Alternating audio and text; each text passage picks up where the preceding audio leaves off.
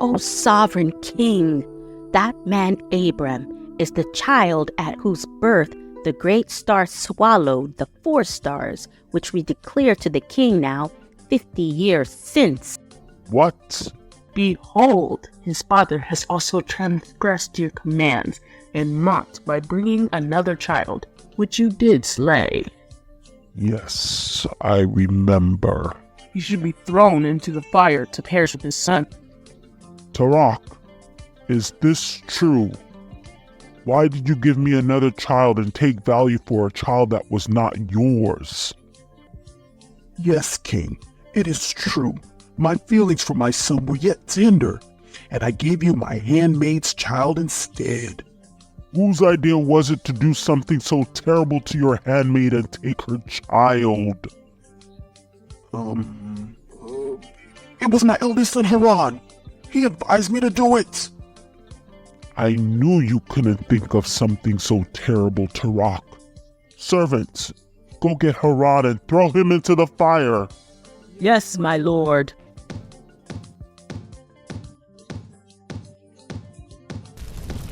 And so Abram and his oldest brother Haran were thrown into the fire. But because Abram's heart was perfect toward Yahuwah, nothing burned on Abram except his bonds. Yah loved Abram and had compassion for him and delivered him from the fire.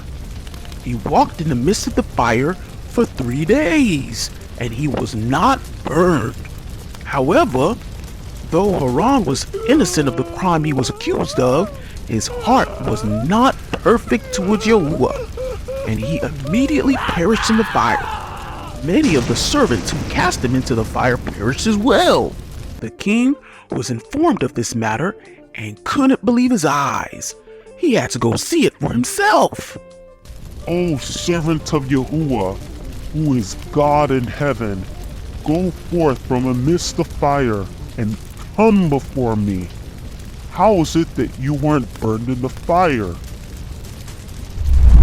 The God of heaven and earth, in whom I trust, and who has all power, he delivered me from the fire into which you cast me.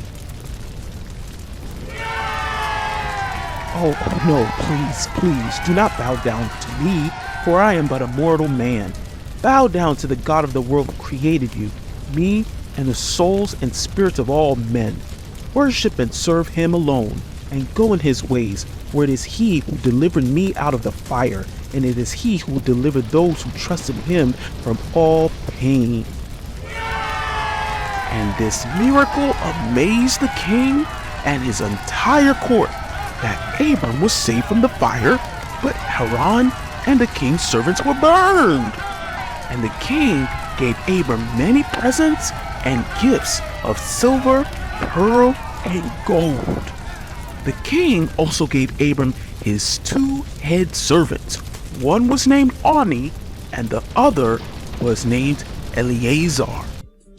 And Abram went from the king in peace, and many of the king's servants followed him, and about 300 men joined him. And Abram inclined the hearts of men to serve Yahuwah and follow his laws, statutes, and commandments. It wasn't long when the king dreamt a horrible dream, where a man who resembled Abram approached the king with a sword. The king fled with all his troops and sank in a river, but only the king and his princes escaped. The river turned into an egg, and a bird hatched out of it. It flew at the king and plucked out his eye, and the king woke up in a panic. In fear, the king relayed the dream to his magicians, sorcerers, and conjurers. And a wise servant of the king, whose name was Anuki, answered the king, saying, "This is nothing but the evil of Abram and his seed, which will spring up against my lord in the latter days. Behold, the day will come when Abram and his seed will war with my king, and they will smite the king's troops. The 3 kings are 3 allies who will escape with you in battle. And the river which turned to an egg, and the young bird which emerged thereof, and plucked out your eye means the seed of Abram will slay the king in latter days. This is my king's dream, and the interpretation which thy servant has given thee is right. O great king, I warned of this man, Abram, and the evil he has brought to your kingdom. He reviled the king and despised our gods. He should never have been set free. Were you all not with me when he didn't burn in the fire? Weren't you all afraid of the power of Yahuwah that was on him, including you, Nadab? So be silent.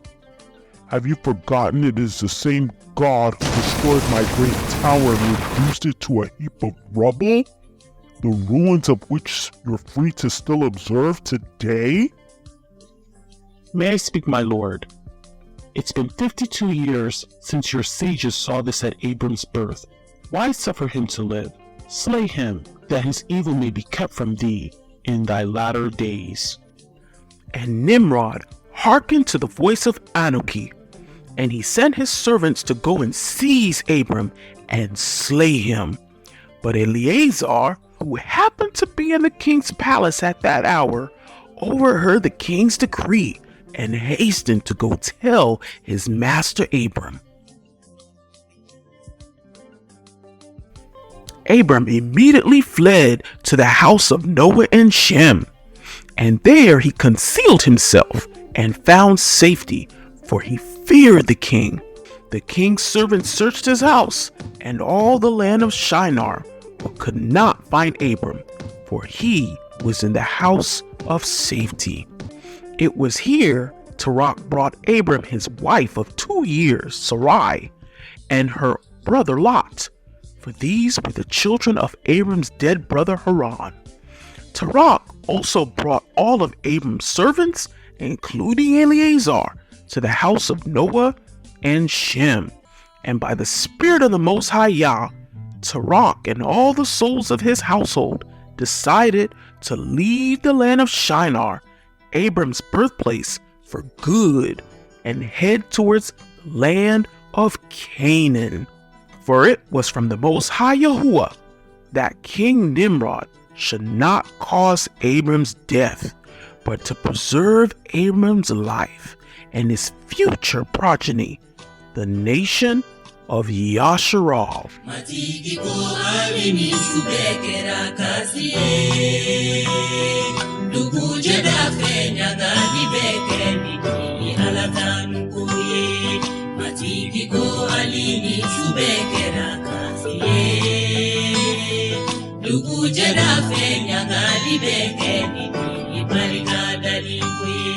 Matiki ko